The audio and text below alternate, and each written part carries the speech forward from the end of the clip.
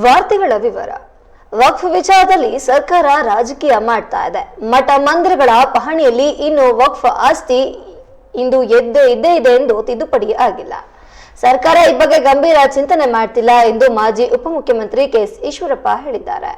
ಇಂದು ಸುದ್ದಿಗೋಷ್ಠಿಯಲ್ಲಿ ಮಾತನಾಡಿದ ಅವರು, ಅನ್ವರ್ ಮಾಣಿ ಪಪ್ಪಾಡಿ ವರದಿ ಇನ್ನೂ ಬಹಿರಂಗವಾಗಿಲ್ಲ. ಮಾಜಿ ಸಭಾಪತಿ ಡಿಎಚ್ ಶಂಕರಮೂರ್ತಿ ಅವರು ವರದಿಯನ್ನ ಟೇಬಲ್ ಮಾಡಿದ್ರು, ಆದ್ರೆ ಈ ಬಗ್ಗೆ ವಿಧಾನಮಂಡಲದಲ್ಲಿ ಚರ್ಚೆಯಾಗಿಲ್ಲ. ಸರ್ಕಾರ ಆಸ್ತಿ ತೋರಿಸ್ತಿಲ್ಲ ಯಾಕೆ ಎಂದು ಪ್ರಶ್ನಿಸಿದ್ರು. ಇನ್ನು ವಕ್ಫ್ ಆಸ್ತಿಯನ್ನ ರಾಜಕಾರಣಿಗಳು ಮತ್ತು ಪ್ರಮುಖರು ತಮ್ಮ ಸ್ವಂತಕ್ಕೆ ಬಳಸಿಕೊಂಡಿದ್ದಾರೆ. ಇದರಲ್ಲಿ ಖರ್ಗೆ ಸೇರಿದಂತೆ ಕಾಂಗ್ರೆಸ್ನ ಅನೇಕ ಗಣ್ಯರು ಸೇರಿದ್ದಾರೆ. ಅದೇ ರೀತಿ ಬಿಜೆಪಿಯವರು ಇದ್ದಾರೆ ಎಂಬ ಮಾಹಿತಿ ಇದೆ. ಕೋಟ್ಯಾಂತರ ರೂಪಾಯಿ ಬೆಲೆ ಬಾಳುವ ಭೂಮಿಯನ್ನ ನುಂಗಿ ನೀರು ಕುಡಿದಿದ್ದಾರೆ. ನಾನು ವಿಧಾನಸಭೆಯಲ್ಲಿ ಈ ಬಗ್ಗೆ ಚರ್ಚೆಗೆ ಆಗ್ರಹಿಸಿದ್ದೆ. ಈಗ ಮುಖ್ಯಮಂತ್ರಿಗಳು ಕೂಡ ಸಿಬಿಐ ತನಿಖೆಯಾಗಲಿ ಎನ್ನುತ್ತಿದ್ದಾರೆ. ಸಿಬಿಐಗೆ ಒಪ್ಪಿಸಬೇಕಾಗಿದ್ದು ರಾಜ್ಯ ಸರ್ಕಾರ. ಸದನದಲ್ಲಿ ಕಳೆದೆರಡು ದಿನಗಳಿಂದ ಚರ್ಚೆಯಾಗ್ತಾ ಇದ್ದು, ಇದನ್ನ ಕೂಡಲೇ ಸಿಬಿಐಗೆ ಒಪ್ಪಿಸಲಿ ಎಂದು ಒತ್ತಾಯಿಸಿದರು. ನಮ್ಮ ಜಿಲ್ಲಾ ಉಸ್ತುವಾರಿ ಸಚಿವರು ಶಿವಮೊಗ್ಗ ಜಿಲ್ಲೆ ಅಭಿವೃದ್ಧಿ ಬಗ್ಗೆನೂ ಯೋಚನೆ ಮಾಡಬೇಕು.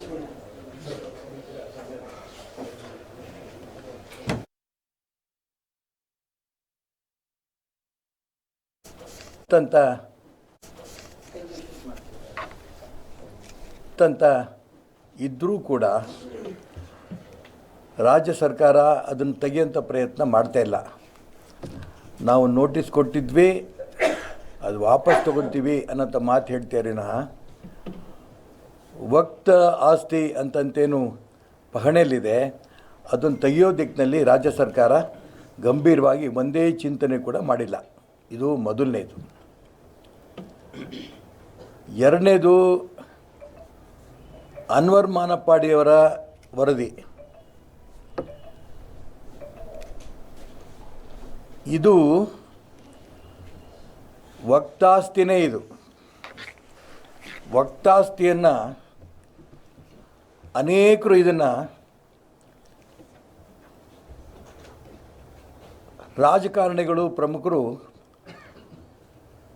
ಸ್ವಂತಕ್ಕೆ ಬಳಸ್ಕೊಂಡ್ಬಿಟ್ಟಿದ್ದಾರೆ. ಆಸ್ತಿ ಅಂತ ಮಾಡಿರೋದನ್ನು ತೆಗೆಯೋ ದಿಕ್ಕಿನಲ್ಲಿ ಯೋಚನೆಯೂ ಮಾಡಿಲ್ಲ. ಇಲ್ಲಿ ಅನ್ವರ್ ಮಾನಪ್ಪಾಡಿ ವರದಿಯನ್ನು ಚರ್ಚೆ ಮಾಡೋಕ್ಕೆ ಬಿಟ್ಟಿಲ್ಲ. ನಾನು ವಿಧಾನಮಂಡಲದಲ್ಲಿ ವಿಧಾನ ಪರಿಷತ್ನಲ್ಲಿ ವಿರೋಧ ಪಕ್ಷದ ನಾಯಕನಾದಂಥ ಸಂದರ್ಭದಲ್ಲಿ ಮಾನ್ಯ ಶಂಕರಮೂರ್ತಿಯವರು ಸಭಾಪತಿ ಆದಂಥ ಸಂದರ್ಭದಲ್ಲಿ ಅದನ್ನು ಟೇಬಲ್ ಮಾಡಿದ್ರು. ಇದೊಂದು ವಿಶೇಷ. ಆ ಟೇಬಲ್ ಮಾಡಿದ್ದನ್ನು ಸ್ವಾಭಾವಿಕವಾಗಿ ಸರ್ಕಾರ ಚರ್ಚೆಗೆ ಬಿಡಬೇಕು. ಯಾರ್ಯಾರು ಇದನ್ನು ಲೂಟಿ ಮಾಡಿದ್ದಾರೆ, ಎಷ್ಟು ಲೂಟಿ ಮಾಡಿದ್ದಾರೆ, ಆದರೆ ಅದನ್ನು ಚರ್ಚೆಗೂ ಬಿಟ್ಟಿಲ್ಲ. ಯಾರ್ಯಾರು ಇದನ್ನು ಲೂಟಿ ಮಾಡಿದ್ದಾರೆ ಅವ್ರ ಬಗ್ಗೆ ಏನು ಕ್ರಮವೂ ಕೈಗೊಂಡಿಲ್ಲ. ಇದು ಎರಡನೇದು. ಮೂರನೇದು, ವಿಜೇಂದ್ರರವರು ಅನ್ವರ್ ಮಾನಪ್ಪಾಡಿ ಹತ್ರ ಹೋಗಿ ಇದನ್ನು ಯಾವುದೇ ಕಾರಣಕ್ಕೂ ಕೂಡ ಹೊರಗಡೆ ಬಿಡಬೇಡ, 150 ಕೋಟಿ ರೂಪಾಯಿ ಆಫರ್ ಮಾಡಿದ್ದರು ಅನ್ನೋಂಥ ಅಂಶವನ್ನು ಸ್ವತಃ ಮುಖ್ಯಮಂತ್ರಿಗಳು ಹೇಳ್ತಾ ಇದ್ದಾರೆ. ಇದು ಬಹಳ ಸೀರಿಯಸ್. ಇದು ಇದಾದ ನಂತರ ವಿಧಾನಮಂಡಲ ಚರ್ಚೆ ಆಗ್ತಾಯಿದೆ. ಮತ್ತು ಬಹಳ ಆಶ್ಚರ್ಯ ಅಂತಂದರೆ, ಮುಖ್ಯಮಂತ್ರಿಗಳು ಇದನ್ನು ಸಿಬಿಐ ತನಿಖೆ ಆಗಬೇಕು ಅಂತ ಹೇಳ್ತಾ ಇದ್ದಾರೆ. ಸಿಬಿಐ ತನಿಖೆ ಕೊಡಬೇಕಾದವ್ರು ಯಾರು? ರಾಜ್ಯ ಸರ್ಕಾರವೇ. ರಾಜ್ಯ ಸರ್ಕಾರ ಸಿಬಿಐ ತನಿಖೆ ಕೊಟ್ಟರೆ ಅದನ್ನು ಸಿಬಿಐ ತಗೊಂಡು ತನಿಖೆ ಮಾಡ್ತಾರೆ. ಇವತ್ತು ಇಡೀ ಕರ್ನಾಟಕ ರಾಜ್ಯದಲ್ಲಿ ಈ ಮೂರು ಅಂಶವೂ ಚರ್ಚೆ ಆಗ್ತಾಯಿದೆ. ಒಂದು, ವಕ್ತಾಸ್ತಿನ ಪಹಣಿನಲ್ಲಿ ಎಲ್ಲರದ್ದೂ ಕೂಡ ವಕ್ತಾಸ್ತಿ ಅಂತ ಮಾಡಿರೋದು, ಅದನ್ನು ತಕ್ಷಣ ವಾಪಸ್ ತಗೋಬೇಕು ರಾಜ್ಯ ಸರ್ಕಾರ. ಆ ದಿಕ್ಕಿನಲ್ಲಿ ಏನು ಪ್ರಯತ್ನ ನಡೆದಿಲ್ಲ. ಇದು ಮೊದಲನೇದು. ಎರಡನೇದು, ಅನ್ವರ್ ಮಾನಪ್ಪಾಡಿಯವರ ವರದಿಯನ್ನು ಚರ್ಚೆಗೆ ತಂದು ಇದರಲ್ಲಿ ಯಾರ್ಯಾರು ಲೂಟಿ ಮಾಡಿದ್ದಾರೆ ತನಿಖೆ ಮಾಡಿ ಅದಷ್ಟು ವಾಪಸ್ ತಗೋಬೇಕು, ಲೂಟಿ ಮಾಡಿರೋರಿಗೆ ಶಿಕ್ಷೆ ಆಗಬೇಕು. ಮೂರನೇದು, ನಿಜಕ್ಕೂ ಕೂಡ ವಿಜೇಂದ್ರರವರು ಅನ್ವರ್ ಮಾನಪ್ಪಾಡಿಗೆ 150 ಕೋಟಿ ರೂಪಾಯಿ ಆಫರ್ ಮಾಡಿದ್ರಾ? ಇದು CBI ತನಿಖೆ ಮಾಡಬೇಕು ಅಂತ ಮುಖ್ಯಮಂತ್ರಿಗಳು ಹೇಳಿದ್ಬಿಟ್ರೆ ನನಗೂ ಅವ್ರಿಗೂ, ಮುಖ್ಯಮಂತ್ರಿಗಳಿಗೂ ಆ CBI ತನಿಖೆ ಕೊಡೋದಕ್ಕೂ ಸಂಬಂಧ ಇಲ್ಲ ಅನ್ನೋಂಥ ರೂಪದಲ್ಲಿ ಅವ್ರು ಹೇಳ್ತಾ ಇದ್ದಾರೆ. ಅವ್ರು ಹೇಳ್ತಾರೆ, ಅದೇ ರೀತಿ ಮಲ್ಲಿಕಾರ್ಜುನ್ ಖರ್ಗೆ ಅವ್ರ ಮಗ ಹೇಳ್ತಾನೆ, ಪ್ರಿಯಾಂಕಾ ಖರ್ಗೆ ಅವ್ರು ಹೇಳ್ತಾ ಇದ್ದಾರೆ, ಅದೇ ರೀತಿ ಪರಮೇಶ್ವರ್ ಅವ್ರು ಹೇಳ್ತಾ ಇದ್ದಾರೆ. ಇದು ಇನ್ನೊಂದು ಸಮಸ್ಯೆಯಲ್ಲಾಗಿರೋದು ಅಂತಂದರೆ, ನಾನು ಗಮನಿಸ್ತಾ ಇರೋದು, ಅನ್ವರ್ ಮಾನಪ್ಪಾಡಿಯವರು ಕೂಡ ಒಂದೊಂದು ಸರಿ ಒಂದೊಂದು ಮಾತು ಹೇಳ್ತಾ ಇದ್ದಾರೆ. ಇದು CBI ತನಿಖೆ ಆದರೆ ಮಾತ್ರ ಇದು ಆಗತ್ತೆ ವಿನಃ ಇನ್ನೂ ಇಲ್ಲದಂದರೆ ಇದು ಹೊರಗೆ ಬರಲ್ಲ. ಯಾಕೆಂದರೆ ಇವತ್ತು ಬೆಳಿಗ್ಗೆ ನಾನು ಅನ್ವರ್ ಮಾನಪ್ಪಾಡಿಯವ್ರದ್ದು ಇನ್ನೊಂದು ನೆನ್ನೆ ಒಂದು ಹೇಳಿದ್ರು ಅವರು, ಇದು ನನಗೆ ನೆನಪಿಲ್ಲ, ಇದು ನನಗೆ ಗೊತ್ತಿಲ್ಲ ಅಂದರು. ಇವತ್ತು ಅದೇ ಅನ್ವರ್ ಮಾನಪ್ಪಾಡಿ ಹೇಳ್ತಾ ಇದ್ದಾರೆ, ವಿಜೇಂದ್ರರವರು ನಮ್ಮ ಮನೆ ಬರಲಿಲ್ಲ, BJP ಕಚೇರಿಗೆ ಬಂದಿದ್ದರು, ಅಲ್ಲಿ ಮಾತಾಡಿದ್ವಿ ನಾವು, ಅವರು ಕಾಂಗ್ರೆಸ್ನವರು ದುಡ್ಡು ಕೊಟ್ಟರೆ ತಗೊಳ್ಳಿ ಅಂತ ತಮಾಷೆಗೆ ಹೇಳಿದ್ರು ಅಂತ ಹೇಳ್ತಾ ಇದ್ದಾರೆ ಅನ್ವರ್ ಮಾನಪ್ಪಾಡಿ.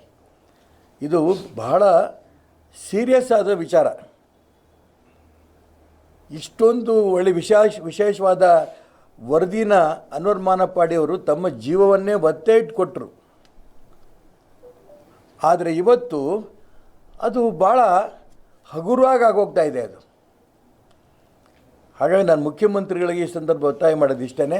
ಮೊದಲನೇದು, ಇಡೀ ಕರ್ನಾಟಕ ರಾಜ್ಯದಲ್ಲಿರೋಂಥ ವಕ್ತಾಸ್ತಿ ಅಂತ ಅಂದ್ಕೊಂಡು ರೈತರು, ದೇವಸ್ಥಾನಗಳು, ಮಠ ಮಂದಿರಗಳು, ಪ್ರಾಚ್ಯವಸ್ತು ಇಲಾಖೆ, ಇಲ್ಲೆಲ್ಲಿ ಅನೇಕ ವಿಶ್ವೇಶ್ವರಯ್ಯನವರಂಥ ಮನೆ, ಇದೆಲ್ಲ ವಕ್ತಾಸ್ತಿ ಅಂತ ಆಗಿರೋದ್ರಿಂದ, ಸರ್ಕಾರಿ ಭೂಮಿಗಳು ಆಗಿರೋದ್ರಿಂದ ಇದನ್ನು ವಕ್ತಾಸ್ತಿಯಿಂದ ತೆಗೆದು ಅವ್ರವ್ರ ಖಾತೆಗೆ ಕೊಡಬೇಕು.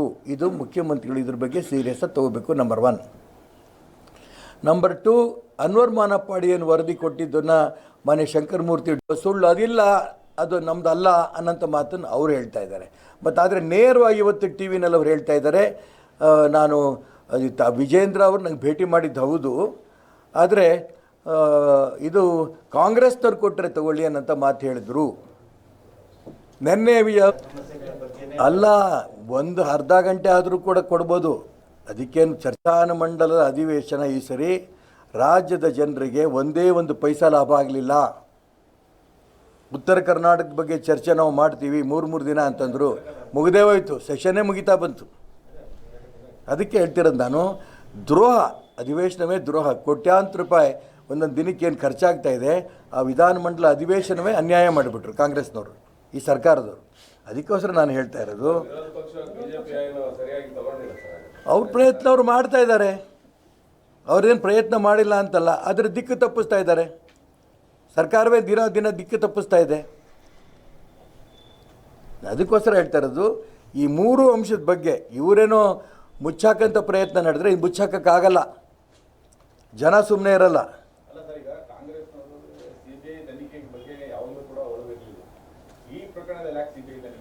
ತನಿಖೆ ಬಗ್ಗೆ ಕಾಂಗ್ರೆಸ್ನವ್ರಿಗೆ ಪರಮೇಶ್ವರ್ ಇರ್ಬೋದು, ಪ್ರಿಯಾಂಕಾ ಖರ್ಗೆ ಇರ್ಬೋದು, DK ಶಿವಕುಮಾರ್ ಇರ್ಬೋದು, CBI ಕೊಡಿ. ಯಾರು ಕೊಡಬೇಕು? ಒಂದು CBI ಮೇಲೆ ಇವ್ರು ಮೋಹ ಬಂದು ಸಂತೋಷ, ಕೊಡಬೇಕಾದ ಸರ್ಕಾರವೇ. ಅದಕ್ಕೆ ಹೇಳ್ತಾ ಇರೋದು ನಾನು, ಹೀಗೆ ಜನರಿಗೆ ಕಣ್ಣಿಗೆ ಮಣ್ಣರ್ಚಂಥ ಕೆಲಸ ಮಾಡಬೇಡಿ. ಅದರಲ್ಲೂ ಓಡಾಟ ಮಾಡ್ತಾ ಇದ್ದರೆ ಗುಂಡಿಲಿ ರಸ್ತೆ ಇದೆಯೋ, ರಸ್ತೆಯಲ್ಲಿ ಗುಂಡಿ ಇದೆಯೋ ಅನುಮಾನ. ಒಂದೇ ಒಂದು ಅಭಿವೃದ್ಧಿ ಕೆಲಸಗಳಾಗ್ತಾ ಇಲ್ಲ. ಎಲ್ಲ ಇಲಾಖೆ ಹಣ ವಾಪಸ್ ತಗೋತಾ ಇದ್ದಾರೆ. ಆ ಬಡವರು 80,000 ರೂಪಾಯಿ 50,000 ರೂಪಾಯಿ ಮನೆಗಳು ಕಟ್ಟಿ 8-9 ವರ್ಷ ಆಯಿತು. ಅವ್ರು ಶಾಪ ತಟ್ತಾ ಇದೆ ಇವರಿಗೆ. ಬರೀ 15 ಕೋಟಿ ಕೊಟ್ಟರೆ ವಿದ್ಯುತ್ ಸಿಗತ್ತೆ, 638 ಮನೆ ಆಗತ್ತೆ. ಇದನ್ನು ಗಂಭೀರವಾಗಿ ನಮ್ಮ ಜಿಲ್ಲಾ ಉಸ್ತುವಾರಿ ಸಚಿವರು ಶಿವಮೊಗ್ಗ ಜಿಲ್ಲೆ ಅಭಿವೃದ್ಧಿ ಬಗ್ಗೆನೂ ಯೋಚನೆ ಮಾಡಬೇಕು. ರಾಜ್ಯದ ಮುಖ್ಯಮಂತ್ರಿಗಳಿಗೂ ಕೂಡ ನಮಗೇನು ಹಣಕಾಸಿನ ಕೊರತೆ ಇಲ್ಲ, ದಿನಾ ಸ್ಟೇಟ್ಮೆಂಟ್. ಯಾವ ಕೆಲಸ ಶುರು ಮಾಡಿದ್ದೀರಿ? ನಾನು ಅದಕ್ಕೋಸ್ಕರ ರಾಜ್ಯದ ಸರ್ಕಾರ ಸ್ವಲ್ಪ ರಸ್ತೆಯಲ್ಲಿ ಓಡಾಡೋಕ್ಕೆ ಶುರು ಮಾಡಿದ್ರೆ ರಸ್ತೆ ಪರಿಸ್ಥಿತಿ ಏನು, ಕುಡಿಯೋ ನೀರಿನ ಪರಿಸ್ಥಿತಿ ಏನು, ಇವೆಲ್ಲವೂ ಕೂಡ ಗಮನಿಸ್ಬೋದು. ಶಿವಮೊಗ್ಗ ನಗರಸಭೆ ಅಂತೂ ನಗರ ಪಾಲಿಕೆ ಭಗವಂತನೇ ಕಾಪಾಡಬೇಕು. ಎಲ್ಲ ಕಡೆ ಗುಂಡಿ, ಕುಡಿಯೋದಕ್ಕೆ ನೀರಿಲ್ಲ. ಈ ಸೊತ್ತಿನ ಬಗ್ಗೆ ಅಂತೂ ಜನ 200 ಜನ 300 ಜನ ಅಲ್ಲಿ ಆಶ್ರಯ ಮನೆ ಮುಗಿಸಿ ಮುಂಚೆ ಕುಡಿಯೋ ನೀರು ಕೊಡಿ, ರಸ್ತೆಗಳಿಗೆ ಗುಂಡಿ ಮುಚ್ಚಂಥ ಪ್ರಯತ್ನ ಮಾಡಿ. ಇಡೀ ರಾಜ್ಯದ ಪರಿಸ್ಥಿತಿ ಇದು, ಬರೀ ಶಿವಮೊಗ್ಗದಲ್ಲ. ಅದಕ್ಕೆ ನಾನು ಕೇಳಿದೆ ಸರ್ಕಾರ ಬದುಕಿದೆಯೋ ಸತ್ತಿದೆಯೋ ಅಂತ.